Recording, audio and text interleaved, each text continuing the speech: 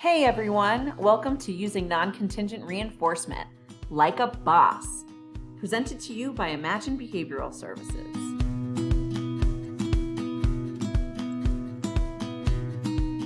So you may be asking yourself, what is non-contingent reinforcement? Simply put, non-contingent reinforcement is a strategy where the teacher or the staff delivers ongoing brief reinforcement to a learner independent of the learner's behavior. This kind of reinforcement is usually delivered on a fixed time schedule, so on a set amount of time, so 5 minutes, 6 minutes, 7 minutes, that kind of a schedule. There's been a lot of research done on non-contingent reinforcement, and what they found is NCR has been shown to work really well in schools and in group settings. However, one thing that's important to note is that the reinforcer identified in an assessment or a preference assessment needs to match the reinforcer delivered during NCR. So we need to make sure that if we are reinforcing individuals using NCR, we're using a reinforcer that we know is reinforcing to that individual. It's something that they prefer. A lot of the times these reinforcers are reflected in the behavior plans that we use, or the ones that have NCR as an intervention strategy. Iwata, Dorsey, Slifer, Bauman, and Richmond all did a research study in 1994. And what happened is they examined the effects of NCR as a control procedure in a functional analysis. This is a big fancy term for kind of an experiment that we use in the field of ABA. What they found was that non-contingent reinforcement produced a reduction in self-injurious behavior in 127 of 152 functional analyses, meaning that 86% of the studies or the analyses that they looked at showed a reduction in SIB just by using this simple procedure. You might be kind of thinking to yourself, oh my gosh, ABA is only good for certain clinical environments. The cool thing is we actually see non-contingent reinforcement in the real world. A good example of non-contingent reinforcement is when a teacher has a preschool student sit in their lap, maybe during circle time, so that the child has no motivation to seek the teacher's attention while the teacher is conducting story time with the class. You see this a lot in preschool or kindergarten classes. You might be actually engaging in non-contingent reinforcement as well, but you just might know it. So for example, a staff member continually engages a client in class by reinforcing their behaviors regularly, by saying things like, great question, or thanks for raising your hand, or hey, I like the song you picked. Man, your drawing looks wonderful. A lot of these types of social praise, when done on a set fixed time schedule, is considered non-contingent reinforcement.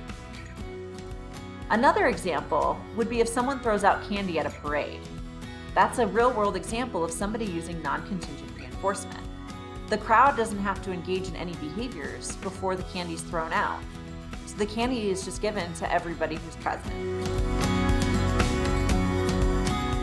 Even though I'd like to say that non-contingent reinforcement is the best intervention possible, it's pretty simple to use, but there are some pros and cons. Some of the pros for non-contingent reinforcement is that using a response-independent system of reinforcement, which is NCR, does actually show that it reduces behaviors. Some of the cons, though, is you do risk accidentally reinforcing the behavior. And if you've gone to any of our trainings, you know that I always try to tell you to try not to inadvertently reinforce a behavior. So how do we combat the cons? A great way to combat accidentally reinforcing a behavior is to use a dense schedule of reinforcement initially. Dense meaning thick or frequent, right? So a dense fixed time schedule is more likely to result in greater reductions compared to a lean fixed time schedule. So a dense schedule should exceed the rate of the behavior targeted for reduction. So for example, if Bob engages in a target behavior or a disruptive behavior every 8 minutes, maybe he yells out in class or tries to get the teacher's attention for something. Every 8 minutes, what we're gonna do is we're gonna use a dense schedule, and we're going to do it maybe every 4 minutes. We're gonna reinforce Bob with some attention every 4 minutes. And then once we get the disruptive behaviors down, we can start thinning out the schedule, and we can go from 4 minutes to 6 minutes to 8 minutes and so on. So let's break down non-contingent reinforcement just a little bit more. Non-contingent reinforcement involves giving an individual access to a reinforcer frequently enough that they are no longer motivated to engage in a disruptive behavior. The reinforcement is provided to the learner so that the problem behavior becomes unnecessary. Our goal is to kind of, in little silly terms, beat them to the punch, right? Our goal is to provide the individual with reinforcement or what it is that they're seeking prior to them engaging in the disruptive behavior that they've learned. Let's continue to look at some of the important parts of non-contingent reinforcement. The use of positive reinforcement while using this strategy is not related to the occurrence of a target behavior or something that we're trying to increase or decrease. It's non-contingent, meaning it involves delivering reinforcement on a fixed time schedule independent of whether the individual exhibits a certain behavior during the interval or not. So our reinforcement is not provided based off of a behavior that the individual engages in. It's provided based off of a clock. Non-contingent reinforcement is most effective when the function of the behavior is to gain attention. One of the problems with non-contingent reinforcement, along with us accidentally maybe reinforcing a disruptive or target behavior, is that it doesn't teach or reinforce alternative behaviors. So we also need to continue with our contingent reinforcement strategies, which we can discuss at a later time. So now let's take a moment to discuss how to use NCR. So step 1, set a personal timer or utilize timers in your immediate environment for about 3 minutes. 3 minutes is a really good place to start. And this can be used when you're doing transitions, activities, classes, employment opportunities, anytime you're with an individual who needs prompts to complete a task. So once you set your timer, go about doing what it is that you do during your job. Step 2 is when the timer goes off, you're going to approach the individual and you're going to provide reinforcement.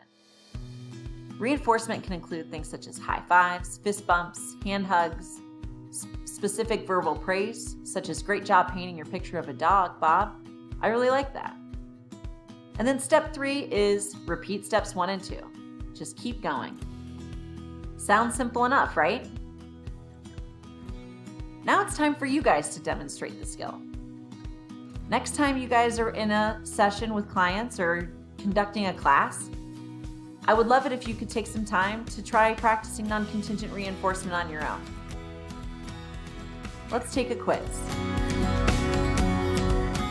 Research has shown that NCR works well in A, residential settings, B, schools, C, group settings, or D, both B and C.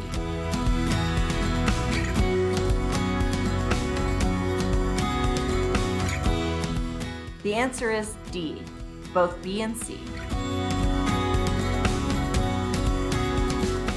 Using a response-independent system of reinforcement consistently, such as NCR, reduces behaviors.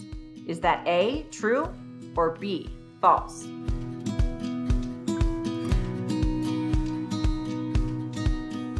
It's A, true. What is the potential risk of NCR? A, you risk increasing skills. B, you risk providing too much attention. C, you risk accidentally reinforcing the behavior. Or D, none of the above.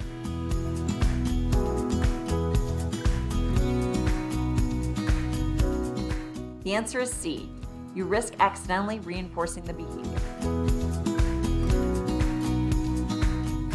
Non-contingent reinforcement involves giving an individual access to a reinforcer frequently enough that they, A, are motivated to engage in the activity, B, are no longer motivated to engage in disruptive behaviors, C, are no longer motivated to engage in the activity, or D, none of the above.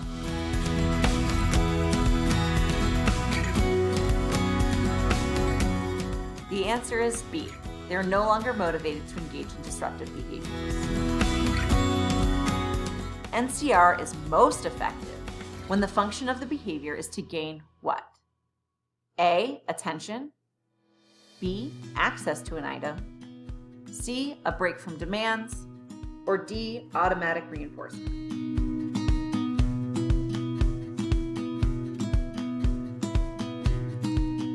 The answer is A, attention.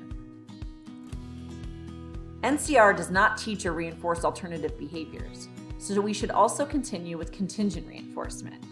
Is that A, true, or B, false?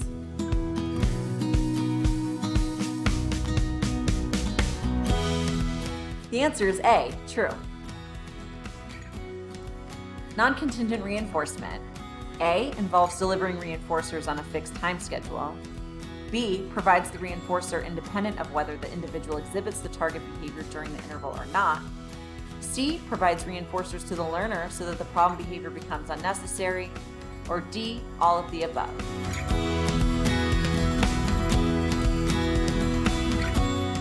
The answer is D, all of the above.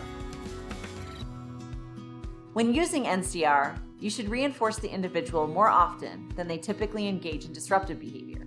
For example, every 8 minutes, Bob yells out in the group, so you should provide non-contingent reinforcement every 6 minutes. Is this A, true, or B, false?